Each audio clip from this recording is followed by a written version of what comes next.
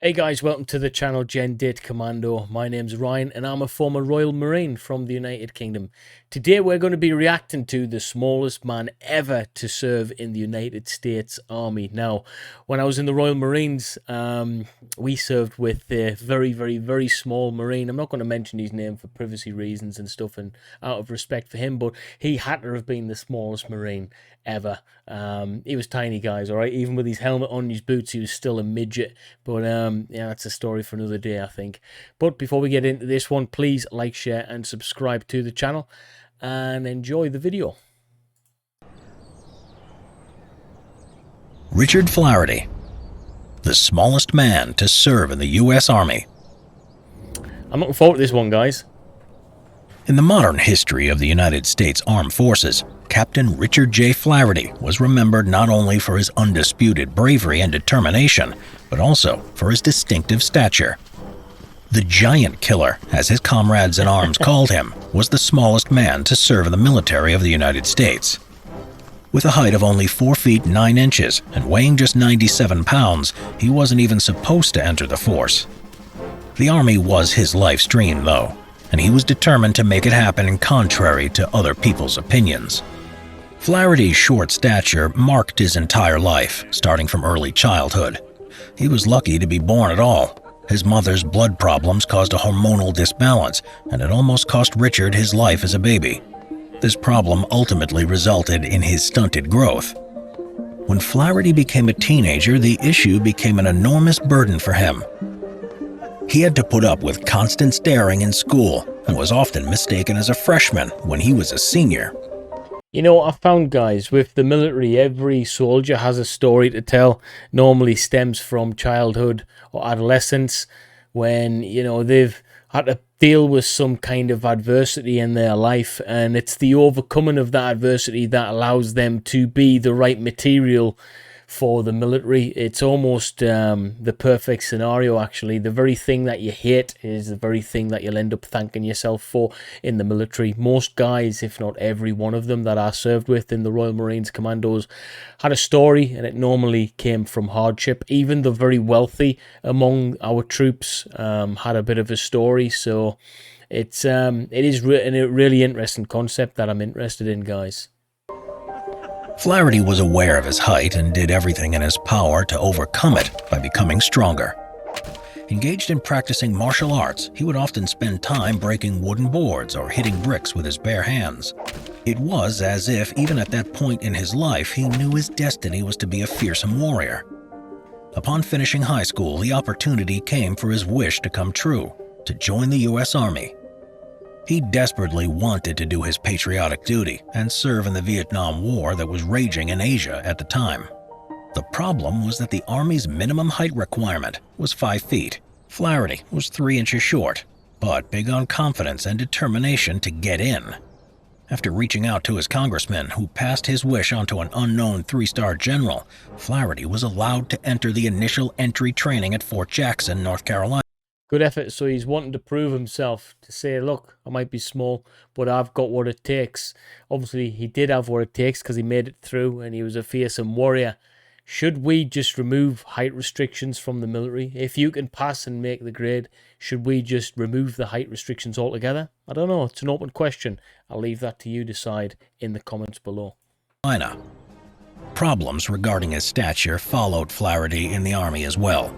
Upon showing up on the first day of his course on the inspection line, he was welcomed by the drill sergeant with the words, "What the heck is this?" Flaherty already knew he would have to work twice as hard as anyone else to break everyone's prejudices. It was to the amazement of the drill sergeants and other recruits that Flaherty, aka Private Mighty Mouse, always ended up in the top 5 position on all the courses. There When we he was go, supposed guys. to climb over the wooden wall obstacle, he would do it with the help of a sharpened screwdriver with the same swiftness as the other soldiers.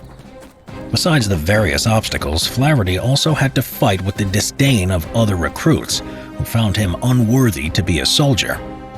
Only after he showed his teeth in a fight against a recruit twice as large who always picked on him did he earn the respect he fully deserved from his peers.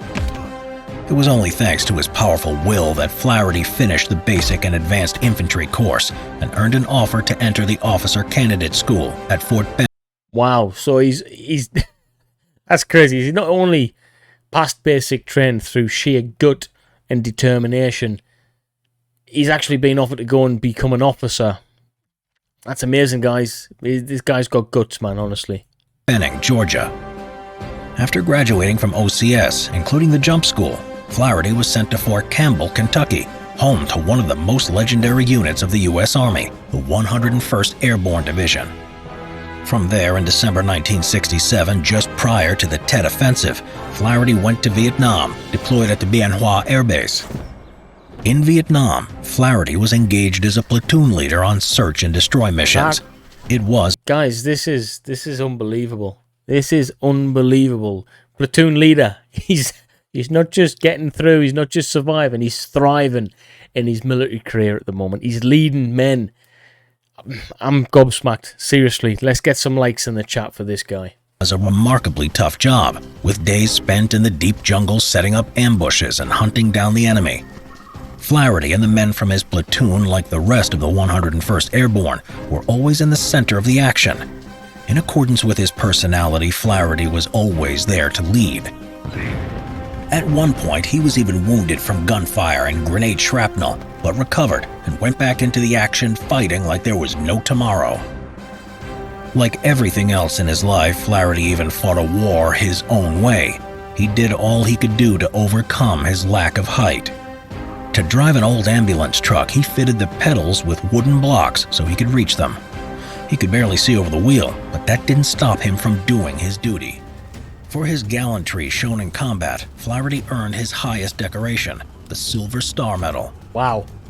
On early April 19, 1968, 2nd Lieutenant Flaherty, 3rd Platoon Leader, along with the officers of Company C, 1st Battalion, 501st Infantry Regiment, was presented with Operation Delaware. Flaherty's unit was tasked with blocking the enemy's supply routes to the Ashaw Valley, where primary operations were conducted. Flaherty had already seen some fierce combat by this time, but this operation was especially intense. Company C faced a determined enemy. The NVA were fighting en masse, and Flaherty and his men were pushing them back only thanks to the support of artillery.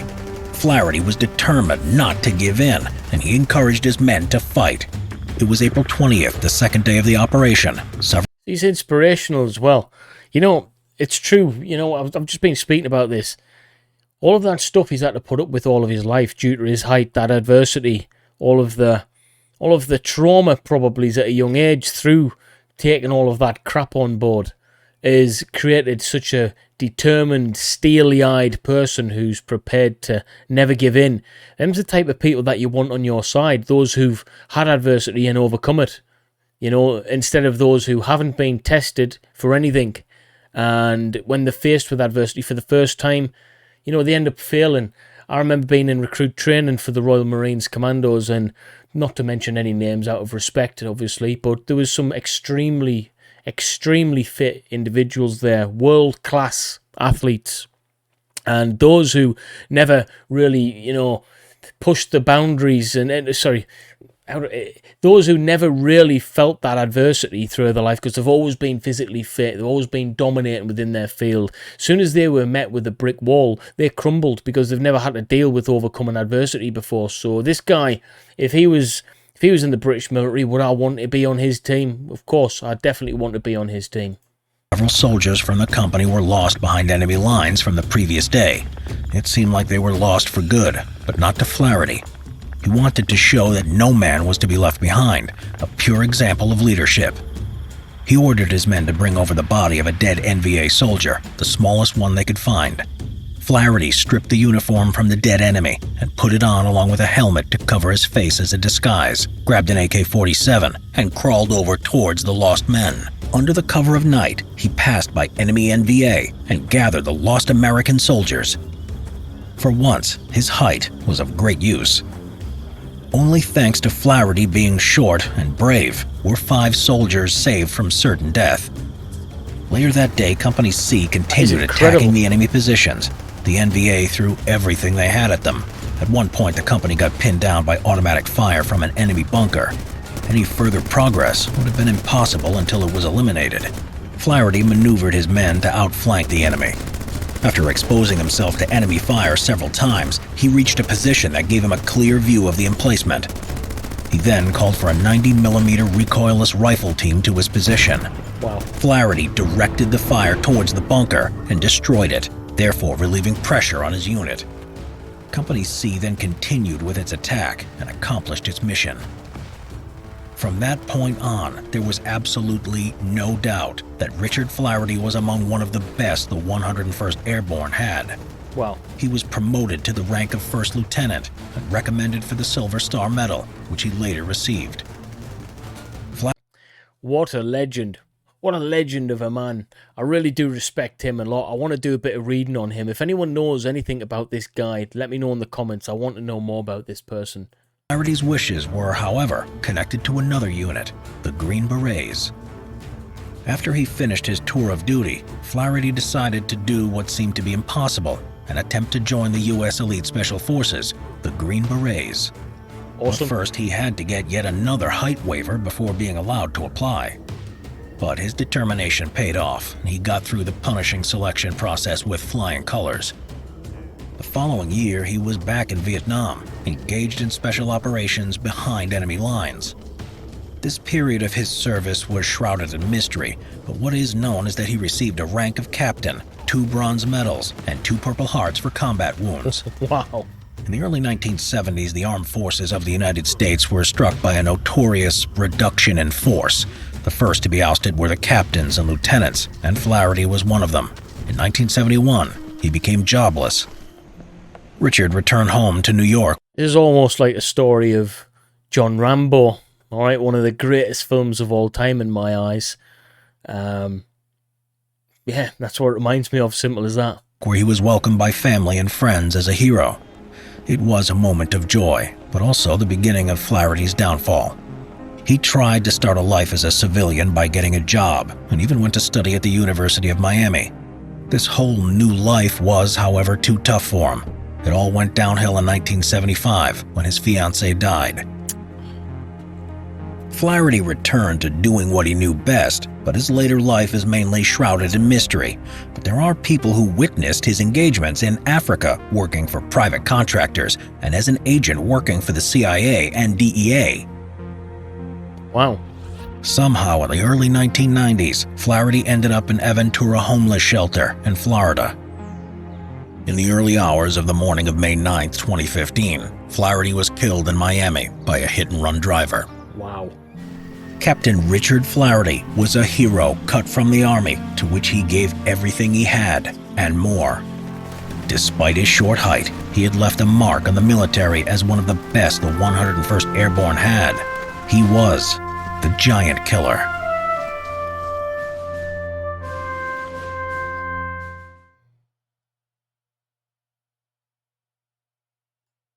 Wow, guys.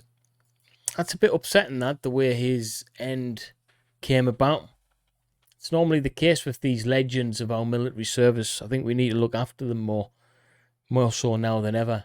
You know, especially the wars that have took place the past couple of decades, Iraq, Afghanistan, Kosovo. We do need to look after our troops and respect them no matter what the climate is, all right? We need to respect these guys. We need to welcome them home. We need to look after our troops. Simple as that. And I'll leave you on that note.